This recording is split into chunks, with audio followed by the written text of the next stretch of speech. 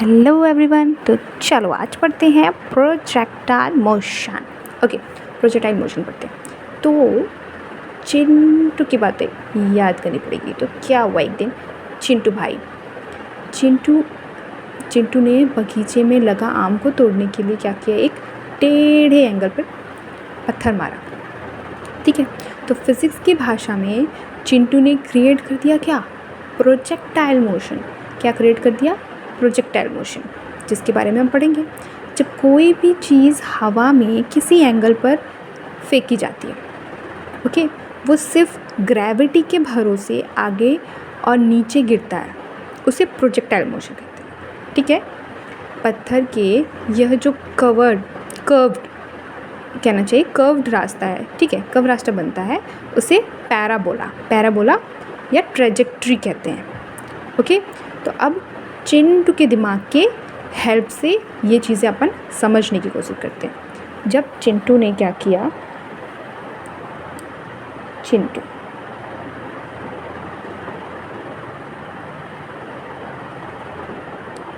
चिंटू ने क्या किया,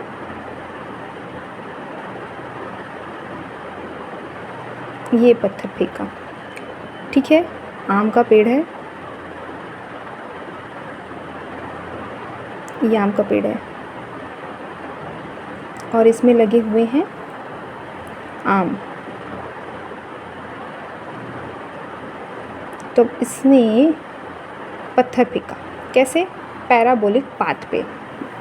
कैसे फेंका है, पैराबोलिक पाथ पे फेंका है। ओके, जब चिंटू पत्थर फेंकता है स्पीड u और एंगल थीटा पे, ठीक है, स्पीड u से और एंगल कैसा है, थीटा। एंगल कैसा है, थीटा। ओके, तो पत्थर एक साथ दो तरफ भागता है। इससे क्या होता है, पत्थर जो है एक साथ दो डायरेक्शन में भागता है। तो ये एक 2D मोशन है। आगे की तरफ हॉरिजॉन्टल मोशन, चिंटू की आर्म्स पावर इसे आगे भेजती है, मतलब उसने फेंका, ठीक है, ये जो पावर है हॉरिजॉन्टल मोशन में फेंकती है। u cos theta.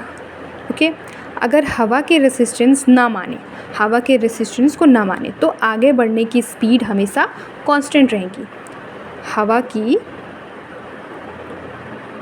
हवा के रेसिस्टेंस को ना माने तो आगे बढ़ने की स्पीड जो है हमेशा कांस्टेंट रहेगी, यानी कि लगातार सेम रहेगी, क्योंकि जो हॉरिजॉन्टल डायरेक्शन में कोई रोकने टोकने वाला नहीं होता। ओके, तो ऊपर से नीचे की तरफ वर्टिकल मोशन, ऊपर से नीचे की तरफ वर्टिकल मोशन, ऊपर से नीचे की तरफ वर्टिकल मोशन। चिंटू ने इसे ऊपर उछाला। अब मान लो कि चिंटू ने इसे ऊपर उछाला,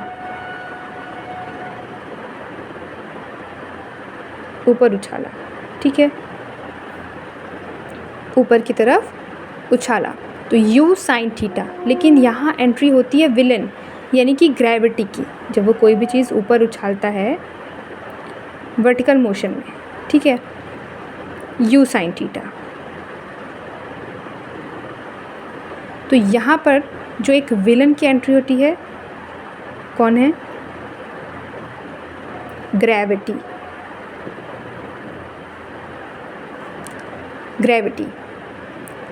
पत्थर को नीचे की तरफ खींचता है। उसके ऊपर जाने की स्पीड धीरे धीरे ज़ीरो कर दी और फिर उसे तेज़ी से ज़मीन पर वापस पटक देती है। 3 ज़रूरी बातें चिंटू की टेंशन के हिसाब से।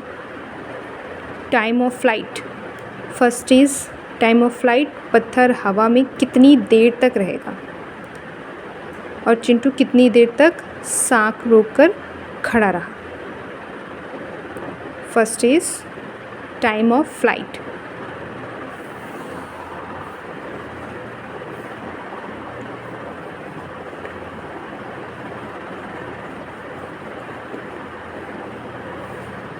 Time of flight, time of flight, time of flight, पत्थर हवा में कितनी देर तक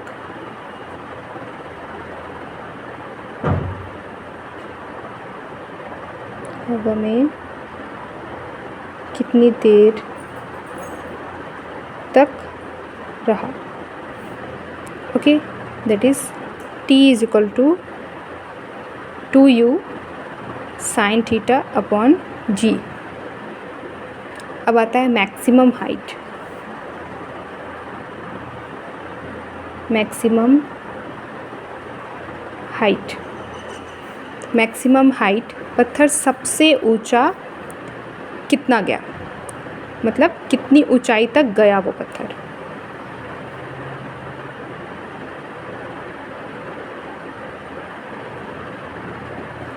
सबसे ऊंचा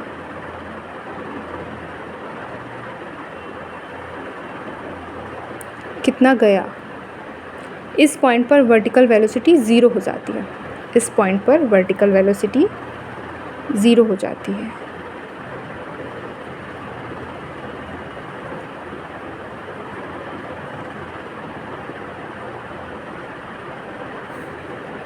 रेंज, नेक्स्ट इज रेंज।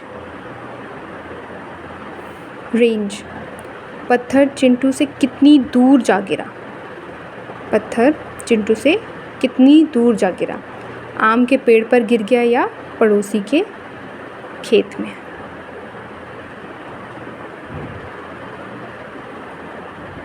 पत्थर चिंटू से कितनी दूर जा गिरा। That is R is equal to U square sine 2 theta upon ji.